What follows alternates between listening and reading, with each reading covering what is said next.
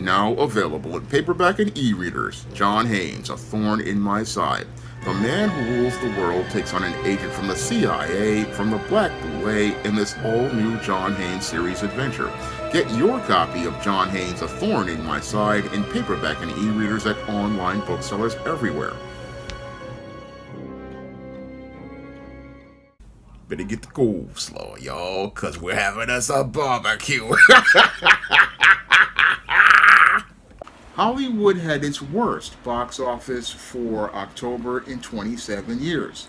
Now, usually October is a transitional month for the studios where they look to take out what's left of the trash as related to the bad movies at the early part of the month.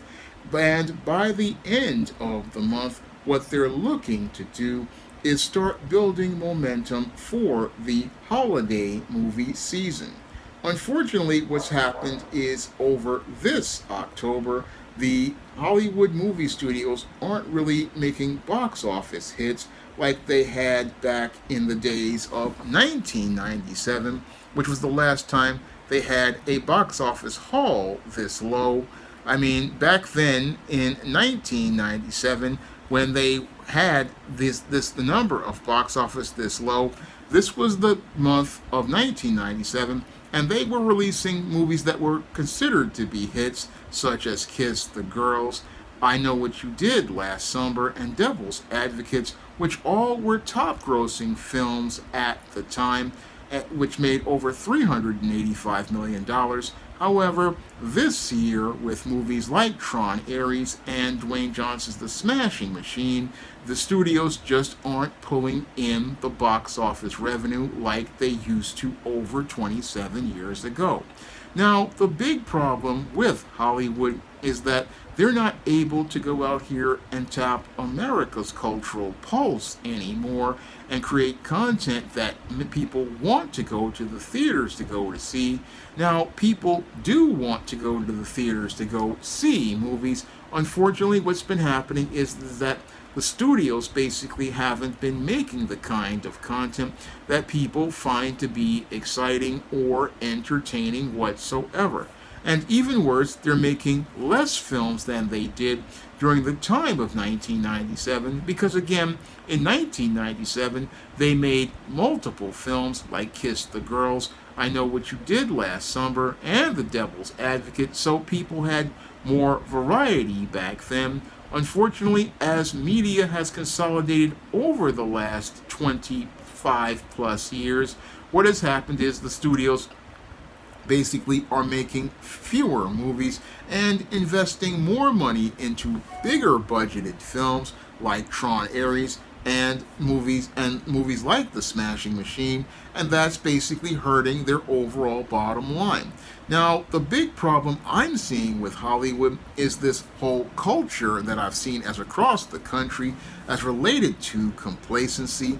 And that's one of the reasons why Hollywood really isn't making the big hits at the box office anymore. No, what's happening with the studios is that you've had people who've been in their job for too long, like a Kathleen Kennedy or a Bob Iger running Disney, and these people have been in their jobs for so long that they basically take their jobs for granted. And as they take their jobs for granted, what they do is they're not looking to go out here and look for the next new big thing, because in order for a studio to go out here and make big box office, you've got to be going out here and looking for the next big film or the next big filmmaker. But sadly, many of the studios today, because we've got this culture of complacency due to the consolidation of media due to the Telecom Act of 1996, what's been happening is that they're basically resting on their laurels, similar to what happened in the 1960s, looking to make the same type of movies with the same type of actors, and that's what's really leading people not having the incentive to go to the movies. I mean, when I look at the October releases like Tron Ares, again, here we have the third Tron film in almost, I'd say, about 40 years. I mean, how is that going to get the attention of many of the younger customers as related to the film And what even exacerbates things with Tron Ares is that the plot doesn't even connect to the previous two other Tron movies, so people really didn't have a reason to go to the Tron Ares movie whatsoever, because many of these complacent people thought, oh, we'll put a Tron name in front of it, and hopefully this will be a motivator to get people to go to the movies.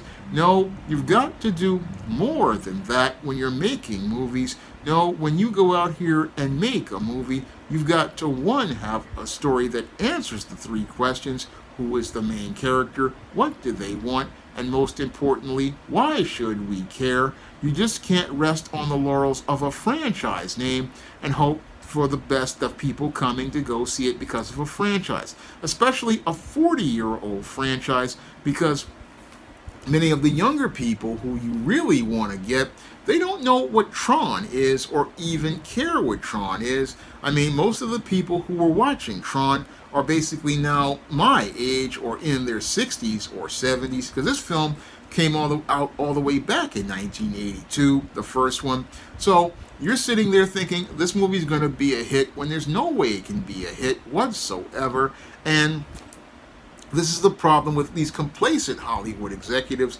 They're continuing to rest on their laurels as related to old franchises that nobody even knows exist as related to the younger generations, and not looking to go out here and create fresh material that will go out here and get the attention of the younger audiences that you desperately need in order to maintain your ability to make profit.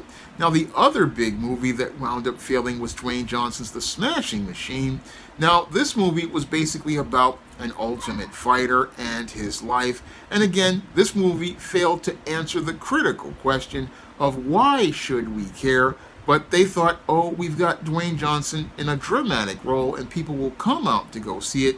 No, from my years of being somebody who studied the entertainment industry, again, this was not the type of film that's going to get people running to the box office like an action movie, a kids movie, or one of these other types of movies. No, this was a dramatic movie, again, about a biopic of an ultimate fighter. And again, the interest in ultimate fighting, or the MMA, is extremely limited to a small population. So this film was basically not one that was going to appeal to a large audience. And again, these studio executives, I'm wondering if they, again, what's going on in their minds. But what I see here, again, as related to things, is a problem with complacency. Again, studio executives looking to go out here and not take the risks that lead to the big rewards. No, they're looking to, again, go out here and play it safe. And as they look to play it safe, again, with movies like Tron as related to a brand name, or looking to go out here and get box office off Dwayne Johnson's name, they're basically getting box office flops instead, because they're not going out here and looking to, again, do their due diligence. Now, as someone who has studied the entertainment industry for over 25 years, I can tell you that the big problem with Hollywood, once again, is these complacent executives who basically take their positions for granted, and these individuals basically make business decisions that really don't go out here and show us that they're being forward thinking as related to the choices of screenplays that they greenlight or films that they put into distribution. No, what's happening here is that they're basically, again, because they're used to going out here and making their money on superhero movies, big kids movies, or big budget films, they've basically taken the entire business for granted. And that's something that you don't want to do. No, when you're in the business of entertainment, any seasoned person who's been in this business will tell you that you're always looking for the next thing. I mean, if something like superhero movies is hot, you're not looking for a superhero movie. No, you're looking for the next big thing, because the next big thing is the thing that's going to be the one that's going to get the audience and make the money. But what's happening here when you have a culture of complacency is people look for the guaranteed result. And again, that's not how Hollywood works. No, Hollywood has always been a business of risk. And sadly, we don't see the studios taking risks anymore because basically, due to the Telecom Act of 1996, many of these businesses have consolidated with corporations. And as they've consolidated with corporations, what they're looking to do is get that bottom line, as related to profits, as related to playing a safe bet.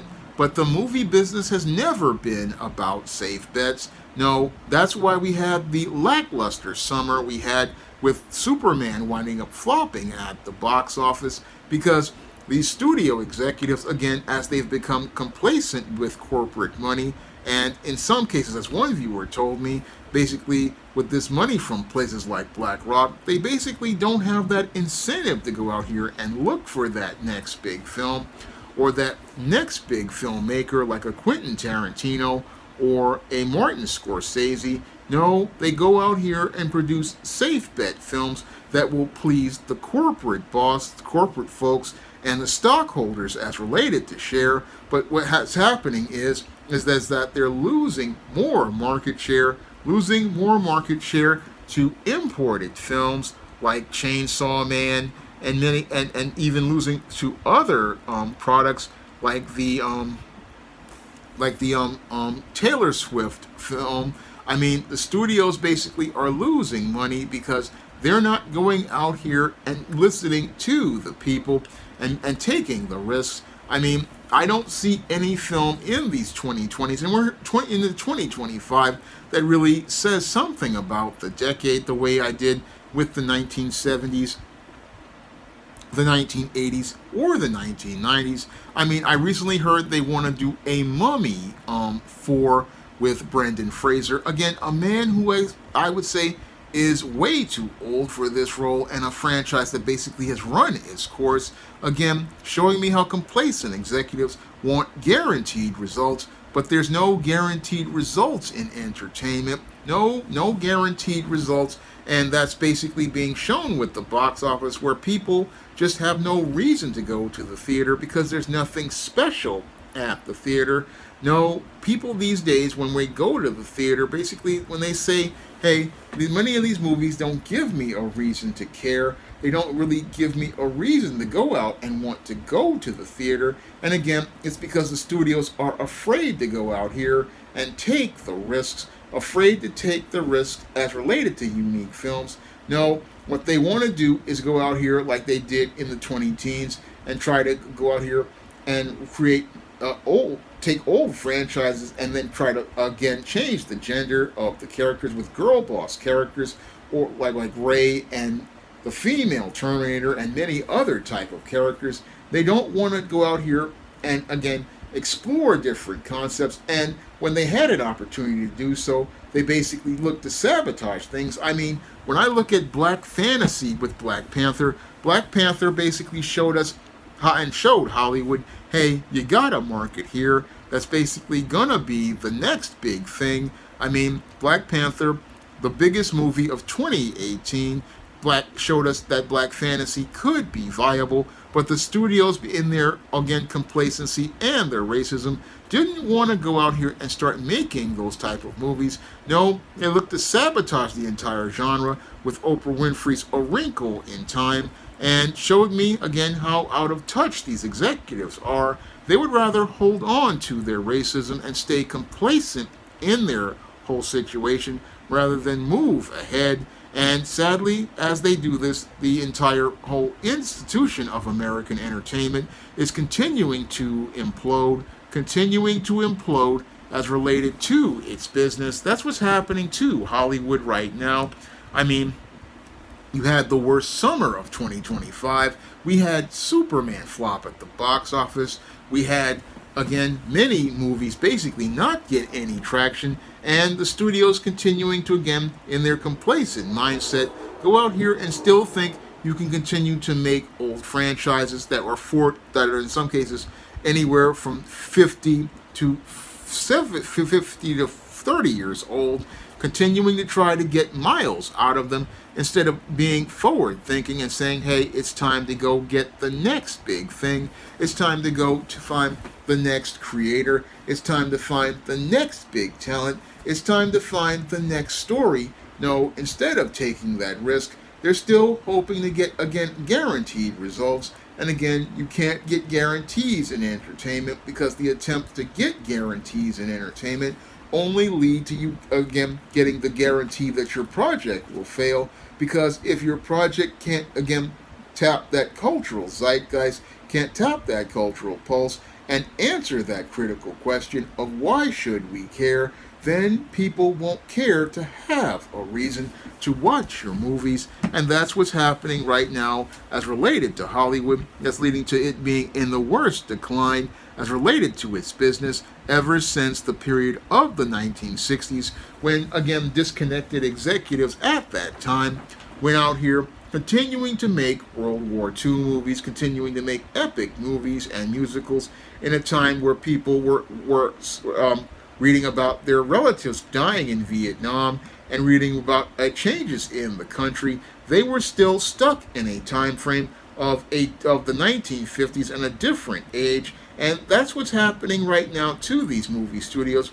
They're still stuck in a 20-teens mindset of superhero movies, stuck in the MCU, and still trying to produce these big budget movies instead of looking to go out here and look to adapt to the times and look to give us some movies about people, give us some movies about some different people, some different experiences. I mean, that's what made Hollywood be able to make its comeback. They made their comeback then with movies about people, like movies about, again, Michael Corleone in The Godfather, movies like Rocky Balboa in Rocky, movies like Saturday Night Fever with Tony Manero, movies like Luke Skywalker in Star Wars, many other movies that are now considered to be classics made by rookie directors at the time, were giving us, again, different stories and different pictures of life. And that's what we need right now. But Hollywood, again, has become a group of people, again, detached from the American people, and looking to make either the same movies to try to sate the egos of these complacent executives who still want to go back and still stay in the past, or they want to go out here and make these movies that basically are ones that are art house crap, again, looking to sate many of these egos of these executives and not looking to make movies about people for people. That's the sad state of affairs of film here in America. That's the sad state of film here in America. Again, we've lost the basically Hollywood has lost the plot because it's looking to pander to the wealthy. And again, they make films for the wealthy, by the wealthy. And again, it's no different than a guy who, again, is out here and he makes a self-published book in some cases. He makes the book for himself, but the whole thing is the audience feels left out. And then because the audience feels left out with many of these movies, there is no reason to care. And that's why Hollywood is having a hard time making money these days, because they don't make movies for people, about people anymore. And that's why they're continuing to have their box office plunge to these all-time lows. They're having it plunge to these all-time lows because, again, as I've stated before, movies are made about people, for people. And we haven't had a movie about people at the theater in years. We don't have dramas anymore. We don't have romantic comedies. We don't have comedies. We don't have any sort of unique take or unique cinematography. I mean, everything is an assembly line at this time. And again, everybody in Hollywood, again, is so complacent and comfortable that they don't care about anything. And because they don't care, they don't answer the question of why should we care. And this is why all of their flops continue to pile up month after month and season after season, because many of these guys from corporate America and Silicon Valley just don't know how this business is run. Now, if you want to check out how I would make films, You can check out my screenplay book, All About Marilyn, on Amazon.com. And you can also check out my TV scripts for All About Nikki. And if you want to check out my other books in Black fantasy, such as those in the SJS Direct universe, you can find the books of the ISIS series, the Esteem series, the John Haynes series, and the books of the Spistarella trilogy. You can find all those books on Amazon.com in paperback and Kindle format. You can also find them at other online booksellers like Drafted Digital, Google Play, Barnes & Noble, and big box retailers like Walmart and Target. And if you want to see me take Hollywood to the barbecue and other videos, you can drop a donation to the Patreon, the PayPal, or the Cash App by clicking the links in the description box. That's all I have to say for this video. You can comment, rate, and subscribe. Now available in paperback at e-readers, ISIS, Dark Incubus. The goddess next door gets enthralled in a romantic entanglement with an evil incubus in this all-new ISIS series adventure. Get your copy of ISIS, Dark Incubus in paperback and e-readers today. Now available in paperback and e-readers, Esteem Season of the Witch Girl. The aspiring angel takes on a wicked teenage witch in this action-packed, all-new Esteem series adventure. Pick up your copy of Esteem Season of the Witch Girl in paperback and e-readers at online booksellers today. Support Black-owned and Black-operated digital broadcast media. www.niceradionetwork.com. Nice Radio Network, broadcasting 24 hours a day, 7 days a week.